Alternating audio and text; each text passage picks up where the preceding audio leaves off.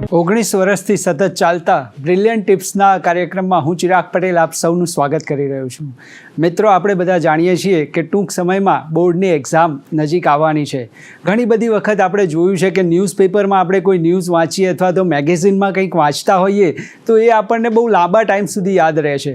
પણ જ્યારે પુસ્તકોનું રીડિંગ આપણે કરતા હોઈએ છીએ તો બહુ શોર્ટ ટાઈમની અંદર આપણે ભૂલી જઈએ છીએ. હવે તમને બધાને હું પૂછવા માંગીશ કે આવું થાય છે શું કામ? આવું એટલા માટે થાય છે કે જે આપણે ન્યૂઝપેપર વાંચીએ છીએ કે મેગેઝિન વાંચીએ છીએ એની આપણે કોઈ એક્ઝામ આપવાની હોતી નથી, પણ જે આપણે પુસ્તકોમાં વાંચીએ છીએ, જે રીડિંગ કરીએ છીએ એની આપણે બધાએ એક્ઝામ આપવાની છે.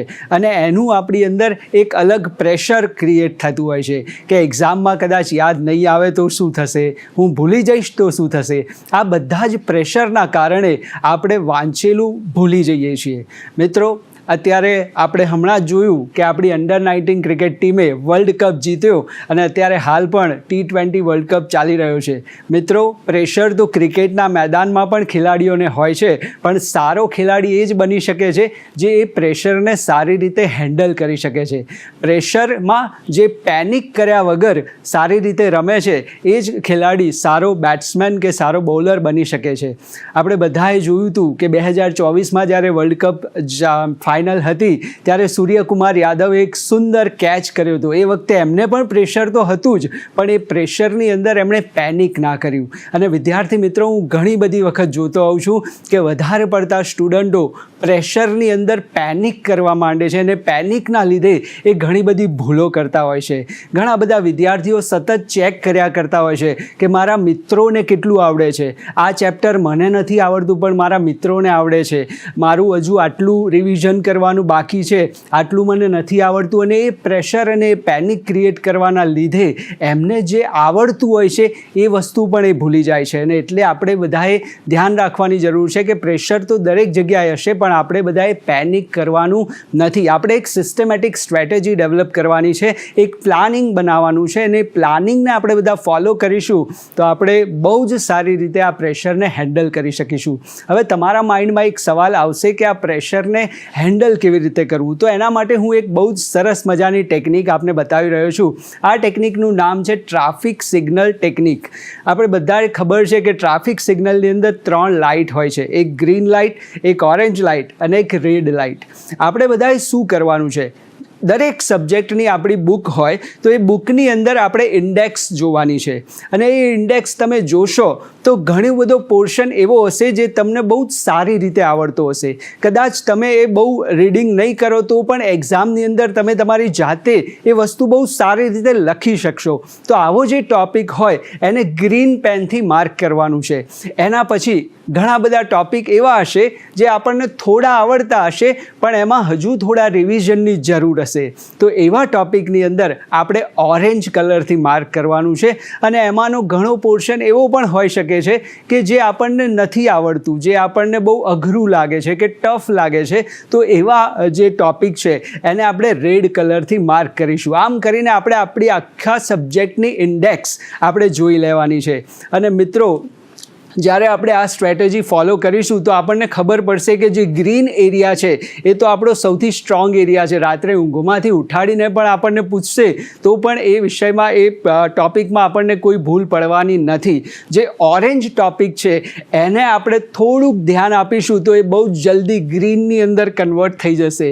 અને પછી જે રેડ ટૉપિક્સ આપણા છે, જે રેડ ચેપ્ટર જેની આગળ રેડ માર્ક કરેલું છે એ ટૉપિકને આપણે ધ્યાન રાખીશું તો આપણે બહુ જ સારી રીતે પ્રોપર ટાઈમ મેનેજમેન્ટ કરી શકીશું. કયા વિષયને આપણે કેટલું વેઇટેજ આપવું જોઈએ, કયા ટૉપિકને આપણે કેટલો વાંચવો જોઈએ, કયા ટૉપિક ઉપર કેટલું વેઇટેજ રાખવું જોઈએ, એ આપણે બહુ જ સારી રીતે આ ટેકનિકની મદદથી આપણે એ યુઝ કરી શકીશું. તો સૌથી પહેલાં જે ગ્રીન પોર્શન છે એ તો આપણો સૌથી મજબૂત પોર્શન છે. એના પછી જે ઓરેન્જ પોર્શન છે એની ઉપર આપણે ધ્યાન રાખીને એ ઓરેન્જ પોર્શનને આપણે ગ્રીનમાં કન્વર્ટ કરવા. માની લો કે 50% પોર્શન પોર્શન એવો છે જે ગ્રીનમાં છે અને બીજો 20% પોર્શન જે ઓરેન્જમાં છે એને ગ્રીનમાં કન્વર્ટ કરી દઈશું તો 70% આપણા ઓલરેડી મજબૂત થઈ જશે અને પછી આપણે રેડ ટોપિક તરફ જઈએ અને ધીમે ધીમે એનું રિવિઝન કરવાનું સ્ટાર્ટ કરીશું તો એ ઓરેન્જ અને ગ્રીનની અંદર કન્વર્ટ થશે. આમ કરવાથી આપણને એ ખબર પડશે કે ક્યારે કયા સબ્જેક્ટને કેટલું મહત્ત્વ આપવાનું છે. તો આ એક બહુ જ સુંદર મજાની ટેકનિક છે. હવે જ્યારે આપણે રીડિંગ કરવા માટે બેસીએ છીએ ત્યારે આપણે બધાને ખબર છે કે આપણને રિવિઝન પણ કરવું જરૂરી છે. જેટલું સારું આપણે રિવિઝન કરીશું એટલું જ આપણે દરેક વસ્તુને બહુ સારી રીતે યાદ રાખી શકીશું. તો હવે રિવિઝન કરવા માટેની એક સુંદર મજાની ટિપ્સ હું તમને આપી રહ્યો છું. જ્યારે પણ તમે રીડિંગ કરવા બેસો, જ્યારે પણ તમે કંઈક વાંચવા બેસો તો તમારા હાથમાં ઓલવેઝ તમારી પાસે એક હાઇલાઇટર હોવું જરૂરી છે. જ્યારે તમે હાઇલાઇટરનો ઉપયોગ કરશો, એ કોઈ પણ ક્વેશ્ચનનો આન્સર તમે રીડ કરી રહ્યા છો અથવા તો કોઈ પણ ફોર્મ્યુલા આપણે લોકો રીડ કરી રહ્યા છીએ તો એને ઓલવેઝ તમે હાઇલાઇટ કરો. જ્યારે તમે એને હાઇલાઇટ કરશો તો થશે એવું કે ભવિષ્યમાં જ્યારે પણ તમે એ વિષયનું રિવિઝન કરવા બેસશો તો તમે એ હાઇલાઇટેડ પોર્શન તમારા માઇન્ડની અંદર આવશે અને તમારું ફોકસ જે છે એ હાઇલાઇટેડ પોર્શન ઉપર રહેશે. જેટલું વધારે એ હાઇલાઇટેડ પોર્શન ઉપર તમે ધ્યાન આપશો એટલું જ તમારા માઇન્ડની અંદર બધા પોઈન્ટ્સ એકદમ ક્લિયર હશે. એક વખત આપણી માઇન્ડની અંદર બધા પોઈન્ટ ક્લિયર હશે તો પછી એનું ડિસ્ક્રિપ્શન તો આપણે બહુ જ સારી રીતે કરી શકીશું. તો એના માટે એક આ હાઇલાઇટરનો પણ આપણે ખાસ ઉપયોગ કરવો જોઈએ, જેનાથી તમારી જે રિવિઝન પ્રોસેસ છે એ બહુ જ ઝડપી થઈ જશે. ઘણા બધા વિદ્યાર્થીઓને મેં જોયું છે રિવિઝન કરવાનું કહું તો એ લોકો ફરીથી વાંચવાનું ચાલુ કરે છે. રિવિઝનનો મતલબ રીડિંગ નથી. રિવિઝન એટલે એક ક્વિકલી આપણે જે પણ વાંચ્યું છે એનું સમરાઇઝ કરવું બહુ જરૂરી છે. અને જ્યારે પણ આપણે વાંચીએ છીએ ત્યારે માની લો કે આપણે 1 કલાક સુધી વાંચીએ છીએ તો સળંગ આપણે 1 કલાક વાંચવાનું નથી. આપણે વચ્ચે વચ્ચે બ્રેક લેવા પણ જરૂરી છે.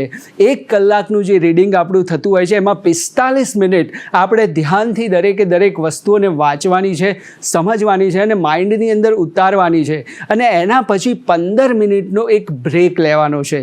હવે આ બ્રેકની અંદર શું કરવાનું છે? મોબાઈલ જોવાનો છે? ના, મોબાઈલ, સોશિયલ મીડિયા બધું જ દૂર હોવું જોઈએ. આ બ્રેક દરમિયાન આપણે 5 મિનિટ સુધી આપણે વોક કરી શકીએ છીએ, ચાલી શકીએ છીએ. જેનાથી આપણે વોક કરીએ, લાઇટ એક્સરસાઇઝ કરીશું તો આપણું blood flow, blood circulation properly થશે તો એ આપણને બેનિફિટ કરશે.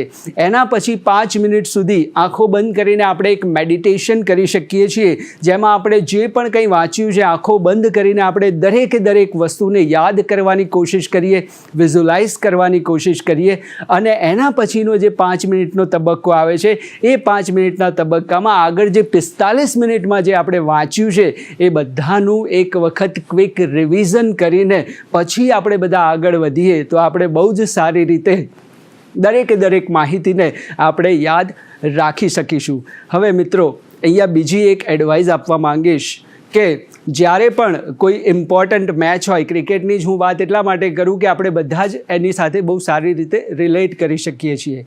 તો ક્રિકેટની મેચ હોય તો આગળના દિવસોમાં કોઈ ફેરફાર કે કોઈ બદલાવ કરવામાં નથી આવતા. જે ચાલી રહ્યું છે એ જ વસ્તુને ચાલવા દેવામાં આવે છે. તો નવી નવી અખતરાઓ કરવાનો હવે સમય નથી. આપણો જે સ્ટ્રોંગ પાસું છે એને આપણે વધારે મજબૂત કરવાની જરૂર છે અને માતા પિતાને હું એટલું જ કહેવા માંગીશ કે આ સમયમાં એમ્પાયર કે રેફરી બનવાના બદલે આપણે એક સપોર્ટ સ્ટાફ તરીકે કામ કરવાનું છે અને આપણે એમનું મોરલ વધે એ રીતના આપણે પ્રયત્નો કરવાના છે. અને આ બધી જ વસ્તુઓનું જો આપણે ધ્યાન રાખીશું તો બહુ જ સરળતાથી આપણે આપણા સ્ટડીને આ 1 મહિનાના સમયને આપણે બહુ જ સારી રીતે ઉપયોગ કરી શકીશું.